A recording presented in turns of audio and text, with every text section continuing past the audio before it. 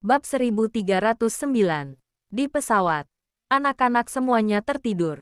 3 hari ini mereka juga kelelahan dan sekarang mata mereka bengkak seperti kacang kenari. Sangat kurang tidur. Jadi mereka langsung tertidur begitu naik pesawat khusus. Tracy bersandar di kursi dan menatap keluar dengan tenang. Daniel datang dan duduk di sampingnya. Memberinya segelas teh panas. Terima kasih. Tracy mengambil dan menggenggamnya di telapak tangan. Merasakan kehangatan. Pindah kembali ke villa sisi utara saja. Daniel tiba-tiba berkata, mobilitas untuk anak-anak jadi lebih mudah. Kota Hoi terlalu jauh. Aku tahu apa yang kamu pikirkan. Sebelum Tracy bisa berbicara, Daniel menyela kekhawatirannya. Kamu ingin menjaga jarak dariku. Ingin menjauh dariku. Aku tahu. Aku bisa jamin tidak akan pernah mengganggumu atau berinisiatif mencarimu kelak. Sekarang kamu bisa tenang. Mendengar perkataan ini, pikiran pertama Tracy adalah dia benar-benar memutuskan untuk berkencan dengan Friska. Namun, dia tidak mengatakannya. Hanya mengingatkan dirinya sendiri berulang kali di dalam hatinya bahwa mereka tidak ada hubungan satu sama lain dan dia tidak punya hak untuk bertanya. Juga tidak seharusnya bertanya. Kamu pertimbangkan saja dulu. Daniel bangkit berdiri dan pergi. Kembali ke tempat duduknya. Tracy masih menundukkan kepalanya dalam diam. Pada saat ini, Carlos datang dan bertanya dengan lembut. Mami, aku ingin bicara denganmu. Ada apa Carlos? Tracy menepuk kursi di sebelahnya. Carlos duduk dan berkata terus terang. Aku harap Mami bisa kembali ke villa sisi utara. Sehingga Charles, Carla, dan aku bisa bertemu denganmu setiap hari dan bermain dengan Tini Winnie Biti. Sekarang kota Hoi terlalu jauh dari tempat kami. Terlalu merepotkan untuk pergi ke sana-sana. Lagi pula Charles dan Carla tertinggal pelajaran. Minggu depan mulai sekolah. Masih ada kelas tambahan di akhir pekan. Jadi mungkin tidak ada waktu untuk bertemu denganmu kelak. Memangnya Mami tidak merindukan kami? Tentu saja Mami merindukan kalian. Tracy menepuk kepala kecilnya. Merasa sangat menyesal. Mami minta maaf akhir-akhir ini karena urusan Mami. Kalian semua jadi kesana kemari. Jadi, apa Mami bersedia kembali ke villa sisi utara? Carlos menatapnya dengan penuh harap. Mami, pada saat ini, Charles dan Carla juga berlari. Memegang tangan Tracy sambil memohon. Kumohon, pindahlah. Kami ingin bertemu Mami setiap hari dan 3 adik kecil. Iya, kumohon. Tracy tidak tahan dengan permohonan anak-anak dan akhirnya mengangguk setuju. Oke, Mami berjanji pada kalian. Ya. Baguslah, anak-anak sangat bahagia. Tracy buru-buru mengingatkan. Ketiga adik kecil sedang tertidur. Kecilkan suaranya. Charles Carla mengangguk-angguk. Menutupi mulutnya. Tidak berani bersuara. Istirahatlah. Tracy menepuk kepala kecil mereka dan berkata dengan lembut. Mami bereskan urusan Mami dulu. Lalu pindah ke villa sisi utara. Oke. Anak-anak pergi dengan puas dan Carlos bertukar pandangan dengan Daniel. Tracy memperhatikan detail kecil ini dan menatap Daniel dengan marah. Kemarilah. Daniel duduk di sampingnya dengan polos. Ada apa? Kamu yang menghasut mereka? Tracy bertanya dengan cemberut. Tidak adil. Daniel tampak polos. Mereka yang merindukan maminya dan terus menggangguku.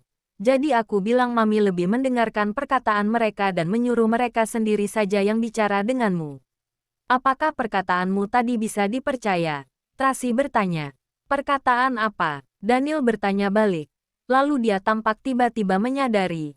Oh, maksudmu itu. Tenang saja. Aku tidak akan pernah mengganggumu. Jika kamu tidak inisiatif mencariku, maka aku tidak akan berinisiatif mencarimu. Kamu harus pegang perkataanmu. Tracy khawatir. Memangnya hanya kamu satu-satunya wanita di dunia ini? Daniel mencibir. Kamu mengabaikanku dan aku tetap menguntitmu. Aku bukan orang yang tidak tahu malu. Bab 1310. Perkataan ini terdengar agak keras. Tracy merasakan tekad Daniel. Sepertinya dia tidak perlu memintanya. Dia sudah bertekad untuk menjauh darinya dan semuanya hanya demi anak-anak. Jelas-jelas ini adalah jawaban yang dia inginkan. Tapi sekarang dia sedikit tersesat. Tapi tetap harus berpura-pura acuh tak acuh dan sombong. Dengan datar mengatakan, bagus kalau kamu bisa berpikir begitu. Mulai sekarang, Kita akan menjadi tetangga biasa dan mantan. Kita tidak boleh saling mengganggu kehidupan dan menyakiti satu sama lain. Apakah ini perjanjian hidup berdampingan secara damai? Daniel mengulurkan tangannya. Selamat bekerja sama. Tracy menatap dingin, tapi tetap menjabat tangannya. Mulai sekarang, setengah bukit di selatan dan setengah bukit di utara akan kembali ke keadaan sebelumnya. Di belakang mereka, Ryan dan Naomi tidak bisa menahan senyum satu sama lain saat mereka melihat adegan ini. Hartono dan Paula juga diam-diam bahagia. Mereka akhirnya kelak mudah untuk bertemu. Setelah kembali ke kota Yuling, Tracy meminta Naomi dan Paula bersiap-siap untuk pindah. Sedangkan dia meluangkan waktu untuk mengunjungi Paman Paul di kota Hoei. Pabrik tempat Tracy investasi sebelumnya, di bawah manajemen Paman Paul dan beberapa paman, sekarang sudah berkembang pesat. Setelah 2 tahun, mereka telah membangun 3 pabrik dan sekarang mereka berencana untuk menyewa gedung kantor di kota, menyiapkan perusahaan dan perlahan-lahan membangun merek dan memperluas jangkauan mereka. Saat dia mengetahui Tracy sudah kembali, Paman Paul sangat senang. Dia buru-buru menyapa 2 pemegang saham lainnya, membawa buku besar ke Tracy dan melaporkan kepadanya hasil dan kinerja 2 tahun. Meskipun Tracy adalah pemegang saham utama dan telah menginvestasikan banyak uang, dia tidak peduli tentang apapun dalam 2 tahun terakhir. Melihat bahwa uang yang dia investasikan sebelumnya tidak hanya sudah balik modal, tapi juga berlipat ganda, dia sangat bersyukur. Pada saat yang bersamaan, dia ingin terima kasih kepada Paman Paul dan 2 paman lainnya atas kerja keras mereka. Setelah mengobrol singkat, Tracy memberi saran. Saya melihat pabrik berjalan dengan sangat baik sekarang dan bisa terus berkembang. Aku akan menginvestasikan 400 miliar lagi dan kalian bisa membuatnya lebih besar dan lebih kuat. Produkku serahkan pada kalian. Mengenai ekspansi merek, saya akan membantu secara diam-diam. Namun, kalian tidak boleh memberitahu orang luar bahwa saya adalah pemegang saham utama. Beberapa pemegang saham tercengang saat mendengarnya. Meskipun bisnis mereka berjalan dengan baik, mereka semua adalah pebisnis kecil dan total investasi awal tidak lebih dari 40 miliar. Meskipun sekarang bisnisnya semakin baik, sempat berpikir untuk mencari investor dan memperluas bisnis. Namun tidak pernah berani mengganggu Tracy dan tidak menyangka Tracy menawarkan untuk berinvestasi dan langsung memberi mereka 400 miliar. Beberapa orang terkejut. Tracy, kamu, dari mana kamu mendapatkan begitu banyak uang? Paman Paul buru-buru menarik Tracy ke samping dan berkata dengan suara rendah. Kudengar keluarga Moore sekarang sedang goyang sahammu telah dikembalikan. Bahkan jika kamu masih ada uang di tangan, kamu harus simpan baik-baik. Kamu harus tahu bahwa berinvestasi itu berisiko. Bagi kita yang belum pernah melihat dunia besar, bisa melakukan bisnis kecil-kecilan. Tapi kita tidak begitu yakin jika melakukan bisnis besar. Iya, 2 pemegang saham lainnya juga bicara. Investasinya sebesar ini. Kami benar-benar tidak berani. Kami bertiga awalnya adalah bawahan ayahmu. Tidak ada masalah dalam membuat produk dan kami mungkin masih kurang dalam membuat merek dan perusahaan. Jangan khawatir. Serahkan hal ini padaku. Tracy sangat percaya diri. Lakukan saja seperti yang aku katakan. Paman Paul. Berikan nomor rekening perusahaan dan akan kutransfer uangnya nanti. Tracy, Paman Paul masih ingin membujuknya. Tapi Tracy bersikeras. Tenang saja. Aku akan menanggung semua risikonya. Jika untung maka dibagi ke semua orang. Tapi jika rugi maka aku yang tanggung. Ini. Bagaimana kalau seperti ini? Beberapa pemegang saham semakin panik. Karena Tracy memiliki kepercayaan diri untuk tumbuh lebih besar. Kami akan mendengarkanmu. Paman Paul mengumpulkan keberaniannya dan mengambil keputusan. Tapi kami akan berbagi keuntungan dan kerugian. Bab 1311. Benar. Pemegang saham kedua juga berkata, awalnya kamu adalah pemegang saham utama. Kamu berhak mengambil keputusan apapun. Kami akan mendengarkanmu. Tapi kami harus mengambil risiko bersama. Jika tidak, kami tidak akan merasa aman. Baiklah. Tracy tersenyum. Jika seperti itu, aku tidak akan sungkan lagi. Kalian tenang saja. Aku pasti akan membawakan kalian lebih banyak uang. Hahaha. Kami percaya padamu, Nona Tracy. Mereka masih terbiasa memanggilnya dengan Nona Tracy. Namun mereka semua orang-orangnya James Smith ayahnya. Baguslah. Semangat. Tracy berjabat tangan dengan dua pemegang saham untuk mengucapkan selamat tinggal dan bangkit berdiri. Lalu pergi. Paman Paul keluar untuk mengantarnya pergi. Sambil berjalan, dia berbicara tentang beberapa hal yang terjadi dalam 6 bulan terakhir. Berbicara tentang Windy, dia menjadi sedikit emosional. Windy terbaring di kasur rumah sakit selama setengah tahun dan masih belum ada kemajuan apapun. Setiap kali Paman Paul pergi ke kota Bunaken untuk menjalankan tugasnya, dia akan mengunjunginya di rumah sakit. Untungnya, Danny tidak pernah menyerah dan tinggal di rumah sakit setiap hari untuk merawatnya. Saat Tracy mendengar ini, dia merasa agak sedih. Sebelumnya, Windy adalah saudara perempuannya, tapi untuk menyelamatkan pria yang dicintainya, dia dipaksa oleh Linda untuk mengkhianati Tracy dan menculik Carla, menyebabkan Carla menderita. Tapi kemudian pada saat kritis, Windy menggunakan nyawanya untuk melindungi Carla dan terluka parah karena Linda. Meskipun demikian nyawanya terselamatkan, tapi dia lumpuh. Sebelum Tracy kembali ke negara Emron, dia membeli sebuah rumah untuk Danny dan Windy, meninggalkan mereka sejumlah uang dan meminta Lily untuk membantu dalam pengobatan Windy. Beberapa hari yang lalu, Tracy pergi ke bar Kaisar, bukan hanya karena dia teringat banyak peristiwa masa lalu, tapi juga ingin mencari Danny dan menanyakan tentang situasi Windy. Tapi tak disangka Danny tidak ada dan kemudian bertemu Daniel dan Friska. Jadi ia harus pergi lebih awal. Tracy, aku dengar Danny sangat menghemat uang dan ingin membawa Windy pergi ke luar negeri untuk berobat. Aku bertanya untuk berdiskusi denganmu tapi dia bilang tidak ingin mengganggumu. Tapi menurutku masalah ini tetap harus dibicarakan denganmu.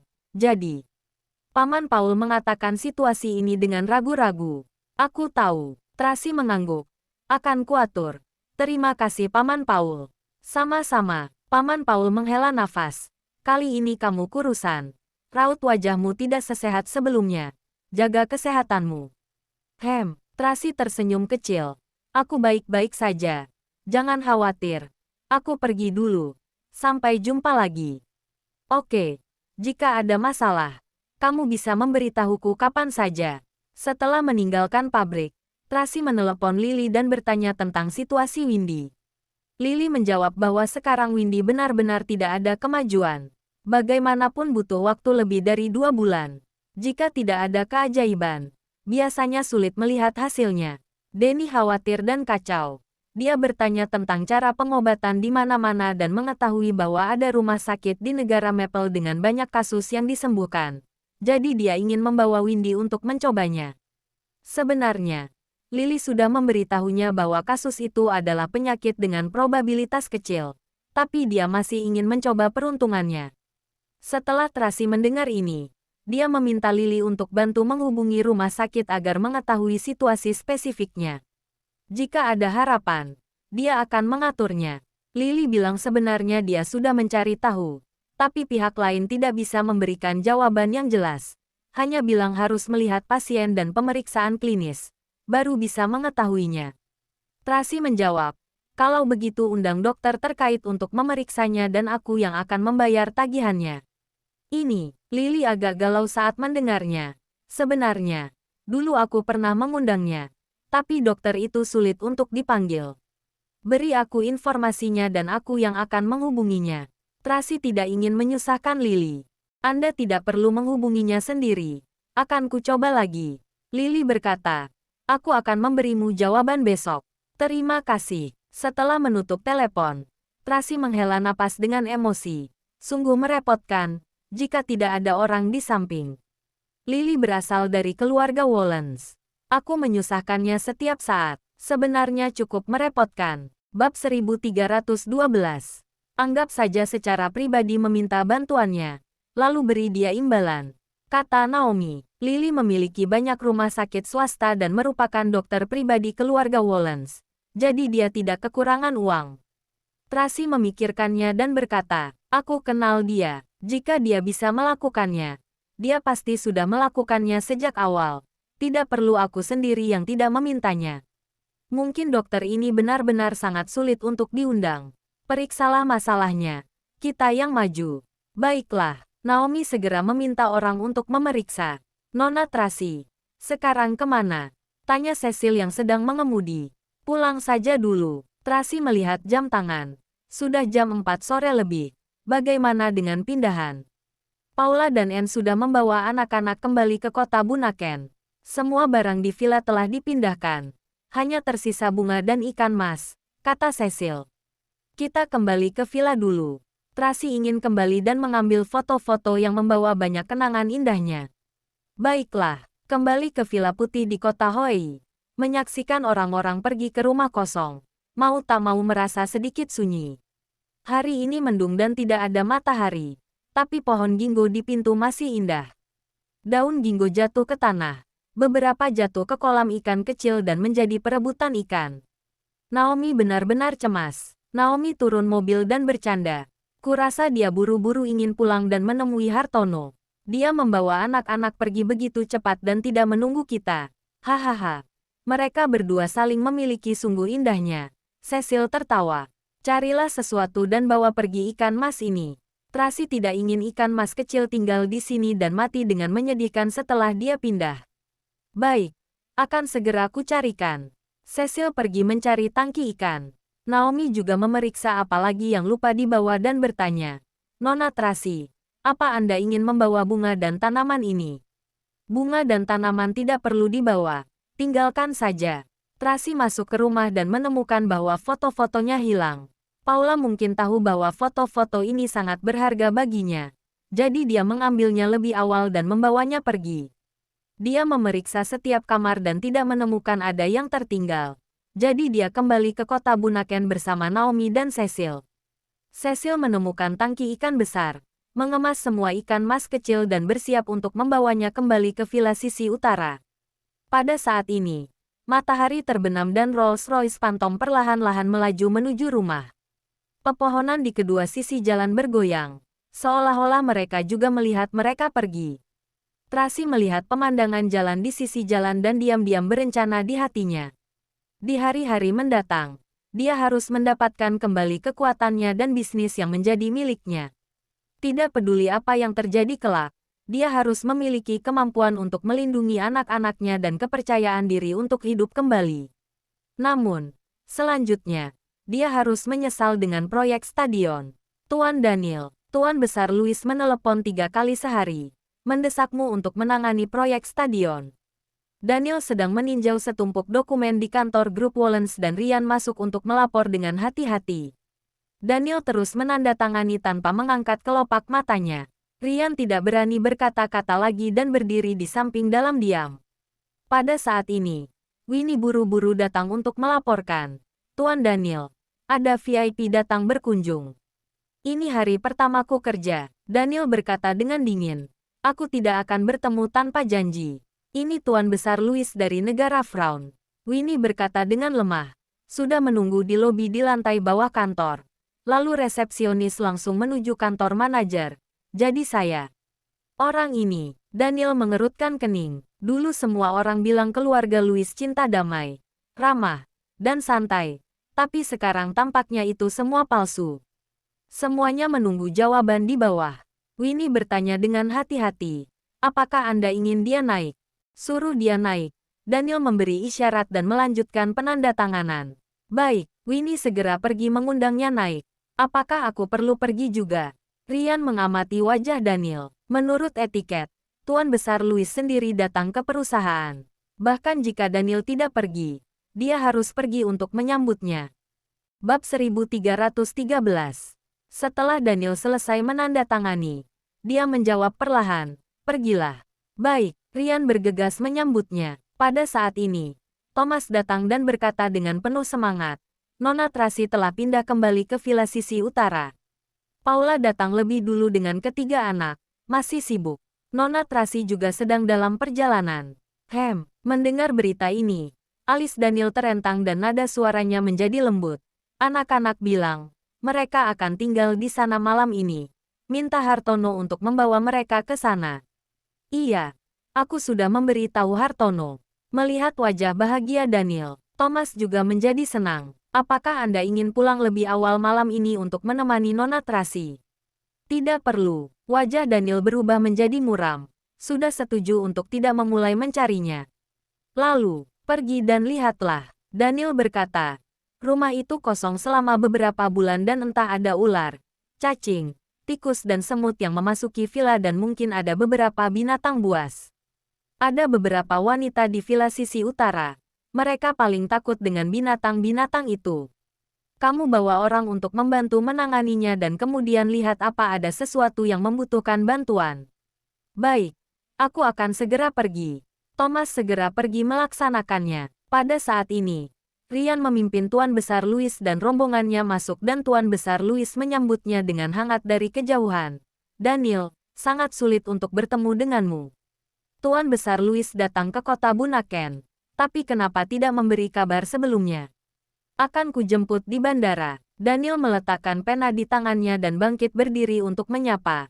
Datang langsung ke perusahaan. Benar-benar kejutan besar untukku. Hahaha, Tuan Besar Louis tertawa terbahak-bahak. Aku juga tiba-tiba bermaksud datang untuk melihatmu. Maaf mengganggumu. Semuanya orang sendiri. Jangan sungkan. Daniel memberi isyarat padanya untuk duduk. Winnie dan dua sekretaris lainnya sedang menyiapkan kopi dan minuman. Ryan dan dua pengawal Tuan Besar Louis berdiri di belakang tuan mereka masing-masing. Daniel, terakhir kali aku di Paris. Aku tidak punya kesempatan untuk menjamumu. Kali ini aku membawakan beberapa barang bagus untukmu. Tuan Besar Louis memberi isyarat dan dua pengawal di belakangnya mengeluarkan dua kotak perak yang indah, meletakkannya di atas meja kopi dan membukanya dengan hati-hati. Di dalamnya ada satu set perhiasan yang mempesona dan terlihat sangat mahal. Dari segi pengerjaan, lebih seperti perhiasan antik berusia seabad. Ini adalah peninggalan Putri Diana, pusaka keluarga istriku. Dia tidak pernah mau memakainya seumur hidup dan sekarang sengaja memintaku membawanya untukmu sebagai permintaan maaf. Tuan Besar Louis dengan senang hati menjelaskan.